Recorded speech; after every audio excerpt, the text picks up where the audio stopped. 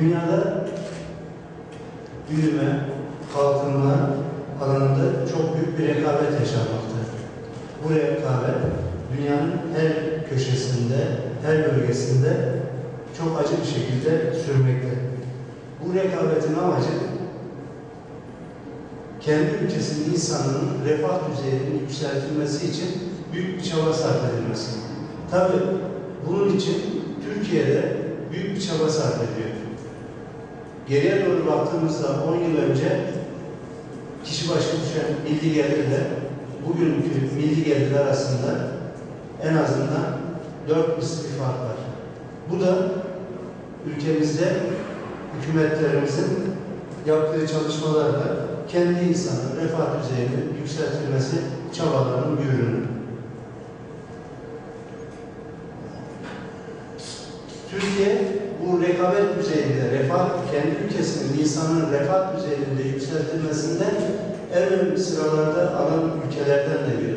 Bugün gelişmiş ülkeler toplantısında Türkiye'nin yer alması, 10 yıl önce yer almayan bir ülkenin bugün yer alması bunun en büyük göstergelerinden biri tabii.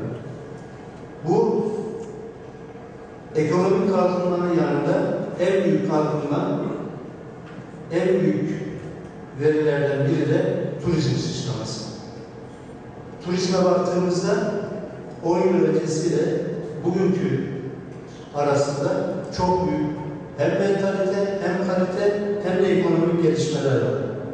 Bu toplantıdaki temel amacımız, bakanlığımızın bütün teknik ve kurumsal kapasitesini Güneydoğu Anadolu ve Doğu Anadolu illerimizin kültür ve turizm kalkınmasına tahsis etmek, il mevcut durum analizlerini yapmak ve bir eylem planı oluşturmak idi. Hakikaten Bitlis'te göreve başlamazdan evvel Bitlis'in sahip olduğu bu değerlerin varlığından maalesef bir haberdir. Bitlis tabii tarihi dokusuyla birlikte geçmişte onlarca medeniyetlere ev sahipliği yapmış. Ama maalesef özellikle Birinci Dünya Savaşı'ndan sonra Bitlis mevcut tarihi dokusunun şehirlerin gelişmesiyle birlikte her geçen gün yitilmeye başlamış.